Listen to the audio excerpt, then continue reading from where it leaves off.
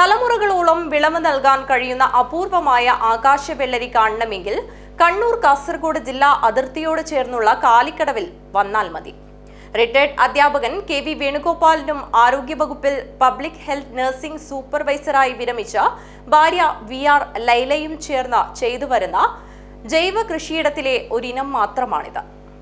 ആകാശവെള്ളരി എന്നാൽ ഔഷധ സസ്യമെന്നതിലുപരി സുസ്ഥിര പച്ചക്കറിയായും മധുരഫലമായും ഉപയോഗിച്ചു വരുന്നു. തലമുറകളോളം വിളവ് തരുന്നൊരു അപൂർവ സസ്യവുമാണിതെന്നാണ് പറയുന്നത്. അനായാസം വീടുകളിൽ വളർത്താം.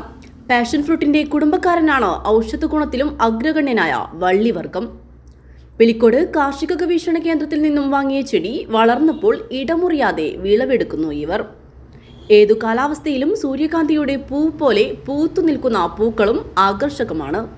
പ്രോട്ടീൻ, നാരുകൾ, ഇരുമ്പ്, കാൽസ്യം, ഫോസ്ഫറസ് എന്നീ പോഷകങ്ങളാൽ സമ്പുഷ്ടമായ ഇവ പ്രമേഹം, രക്തസമ്മർദ്ദം, ആസ്മ, ഉദരരോഗങ്ങൾ തുടങ്ങിയവയ്ക്കെതിരെ പ്രയോഗിക്കാവുന്ന ഔഷധവുമാണെന്നാണ് പറയപ്പെടുന്നത്. നമ്മുടെ വീട്ടിലുള്ള ആകാശവെള്ളരി കണ്ടല്ലോ. ആകാശവെള്ളരി ഇപ്പം 5 വർഷമായി നമ്മൾ കൃഷി ചെയ്യാൻ തുടങ്ങിയിട്ട്. അതിനുള്ള കൃഷി രീതിയും സാധാരണ ജൈവവളം ഇതൊക്കെ രാസവളങ്ങൾ ഉപയോഗിക്കേണ്ട ആവശ്യം വരുന്നില്ല. അതിന് പന്തലിട്ടിട്ട് നമ്മൾ വളർത്തുക. മരത്തിൻ്റെ മുകളിൽ കയറിയാൽ മരത്തിനെ നശിപ്പിക്കുന്നതാണ് പറയുന്നത്. അതുകൊണ്ട് വലിയ പന്തലാക്കിയിട്ടായിരുന്നു. ഇപ്പോൾ 2 വർഷത്തിലധികം അതിൻ്റെ കാവടിക്കാൻ തുടങ്ങിയിട്ട്. സാധാരണ വള്ളിക്കായുടെ ഉപയോഗങ്ങൾ നടത്തുന്നുണ്ട്. പിന്നെ സാമ്പാർ, അവിയൽ, തോരൻ, അങ്ങനെ എല്ലാ രീതിയിലുള്ള ഇതും പിന്നെ കറികൾ അതിനോട് വെക്കാൻ പറ്റുന്നതാണ്. നമ്മുടെ ആവശ്യം കഴിച്ചിട്ട് നമ്മൾ തൊട്ട് ആൾക്കാർ ചിലവർ കൊടുക്കും. വിൽപ്പനക്കായിട്ട് ഇതുവരെ കിട്ടിയില്ല. വീട്ടാവശ്യം ഉപയോഗിക്കും. പിന്നെ ഉള്ളത് നമുക്ക് കപ്പ, മലേഷ്യൻ കപ്പയുണ്ട്. പിന്നെ സാധാരണ കപ്പയുടെ നട്ടുകൊണ്ടിരുന്നത് ഇപ്പോൾ 2 വർഷമായിട്ട് മലേഷ്യൻ കപ്പയുടെ ഒരു കൃഷി തുടങ്ങിയിട്ട്.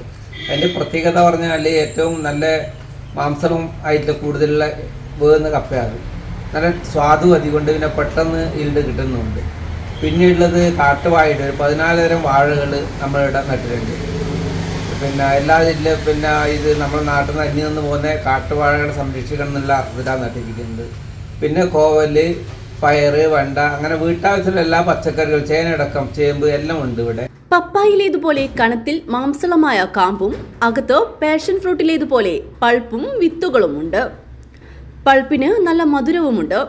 കാഴ്ചയിലും രുചിയിൽ മുമ്പനാണ്. പൂവിട്ട ശേഷം 2 മാസം കൊണ്ട് വിളവെടുക്കാൻ പാകമാവും. സാധാരണ വെള്ളരിച്ചെടികളിൽ നിന്ന് വ്യത്യസ്തമായി പതിറ്റാണ്ടുകൾ ചെടി നിലനിൽക്കുമെന്നതും മറ്റ് പച്ചക്കറികളിലെ കീടബാധകൾ ഇവയ്ക്കുണ്ടാവില്ല എന്നതും പ്രത്യേകതയാണ്. പച്ചക്കറികൾക്കിടാറുള്ള ചാണകം മാത്രമാണ് വളമായി നൽകി വരുന്നത്. 78 വർഷം കാസർഗോഡ് ജില്ലയിലെ വിവിധ സ്കൂളുകളിൽ സേവനം ചെയ്ത retired പ്രധാനാധ്യാപകനാണ് KV Venugopalan.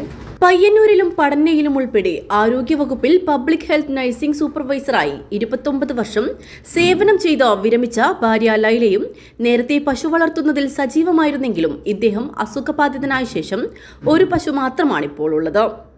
ഞാലി, Mysore, കൂമ്പില്ലാപ്പൂവൻ, വിരൽപ്പൂവൻ, നെയ്പ്പൂവൻ, മണ്ണൻ, അണ്ണാർക്കണ്ണൻ, കൂമ്പില്ലാക്കണ്ണൻ, ചെങ്കതളി, പച്ചക്കദളി, സോദരി, robusta, മങ്ക തുടങ്ങി 14 കാട്ടുവാഴകളുടെ ഇനങ്ങളും വീട്ടുവളപ്പിലുണ്ട്. 7 തരം ചീരകളുണ്ട് ഇവരുടെ കൃഷിയിടത്തിൽ. 1 ഏക്കർ വയലിൽ നാടൻ ഇനം നെൽകൃഷിയുമുണ്ട്.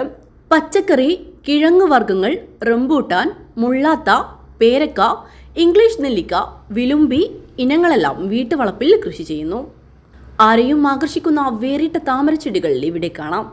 ഹൈബ്രിഡ് ഇനങ്ങളായ സത്താബങ്കട്ട, വൈറ്റ് പിയോണി, അമേരിക്ക മലി തുടങ്ങി നാടൻ ഉൾപ്പെടെ 7 വിഭാഗം താമരച്ചെടികളാണുള്ളത്.